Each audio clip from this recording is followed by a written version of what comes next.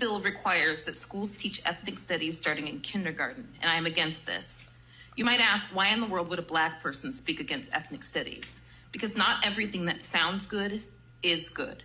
The definition of ethnic studies right there in the statute says that there's a connection between a person's race and their stratification. The bill tells kids of color that they are stuck in a caste system based on their race. It also tells kids, and I quote, that institutions chronically favor white people and disadvantage people of color. I'm sick of everyone denying the enormous progress we've made in this country, acting like it's 1930. We used to have a race-based system. We got rid of it, and now you're all trying to bring it back. This curriculum will not help kids of color succeed. All it does is remove any reason to try. And I repeat that, it removes any reason to try.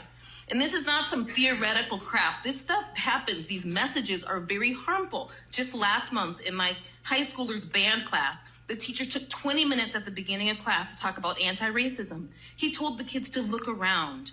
And then he said the Black boys in the school would likely not live to retirement because of racism and the police. Another furious kid of color recorded this conversation, and so I was able to hear it for myself with my own ears. If this law is passed, teaching this hopelessness to kids of color will be mandated starting in kindergarten. And I can see why you white proponents of this bill might support it. It's not your kids being told that they can't succeed, and you get to shed some of your white guilt in the process. But you legislators of color, how can you?